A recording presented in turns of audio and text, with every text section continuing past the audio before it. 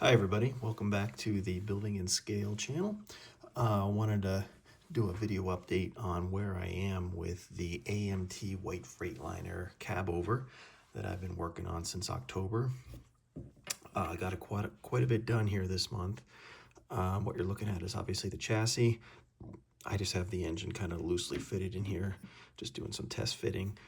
So if I take this out, previous video I showed you guys how I built and detailed and weathered the engine, but this video is going to focus more on the chassis.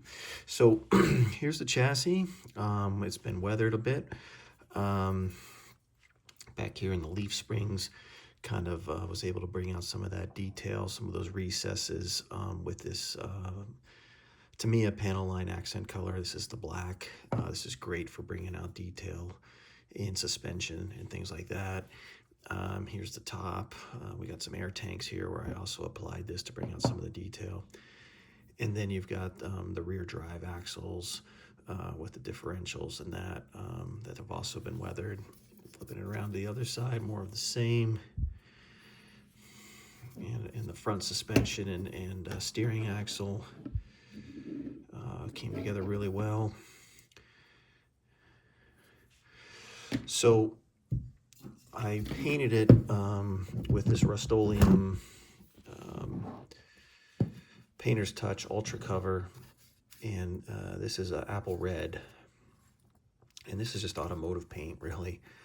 But I first applied a primer before putting this on, and this is just great with the primer. It really adheres very well, as you would expect it to as a commercial paint product. It's not very expensive either.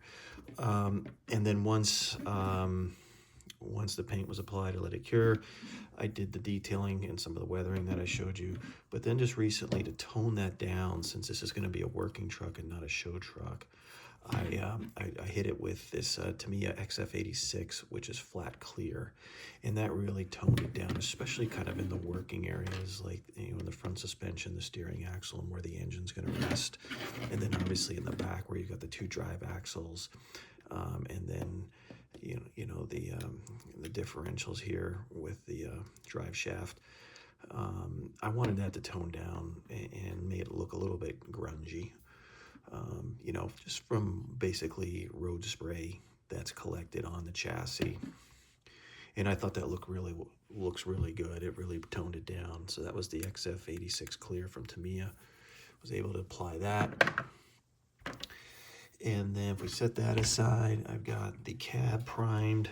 I've been working on this, trying to really fix this seam right here. I think I've almost got it. I think it's just ready to receive the base coat of gloss white paint. A little bit of work here that the prime coat really helps to show up and helps you repair that. So again, this was 3 pieces, 1, 2, and then the back wall was 3. But I think I did a pretty good job at hiding those seams.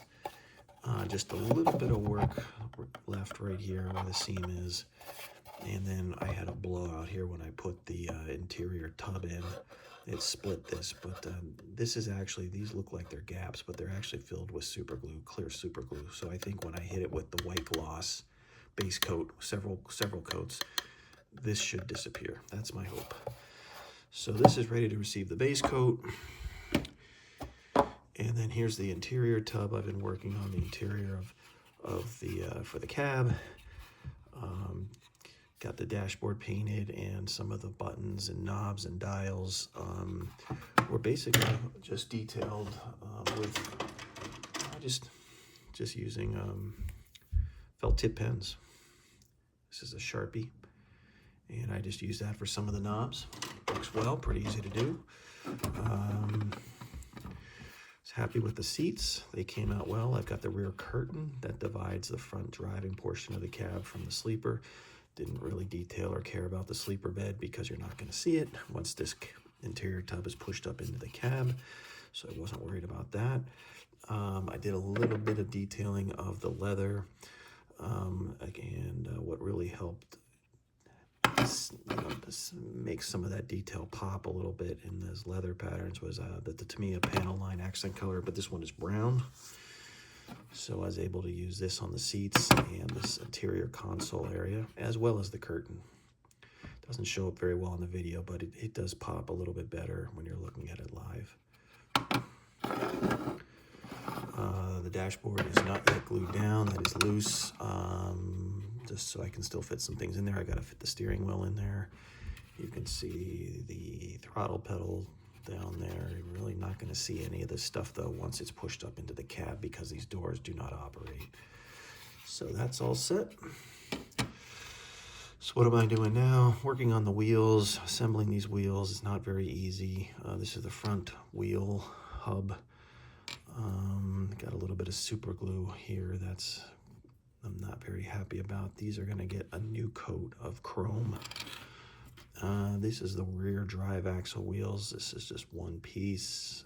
This needs to be sprayed here shortly with semi-gloss black, so that I don't know why these rings are chrome, but that's what AMT did when they're just going to be buried in the that rear drive axle tandem wheel. So these are going to be painted semi-gloss black. I've got the fifth wheel here. So moving along pretty well. My goal is to next really get the wheels assembled and then get the cab painted. And I think this is the color scheme we are going for. It's the color scheme on the box, which I think is pretty sharp. I do have the fuel tanks built. They are painted red, but I can't show them because I just painted those a few hours ago and I don't want to touch them. So that kind of BJ McKay type look on the cab is the paint scheme we're going for. So that's where we are. Hope you guys enjoyed this video here on the eve of Christmas Eve, December 23rd. Stay tuned for an additional video probably in a week or two after I get the cab painted, maybe maybe the week after Christmas. So hope everybody has a Merry Christmas, and as always, thanks for watching. Bye-bye.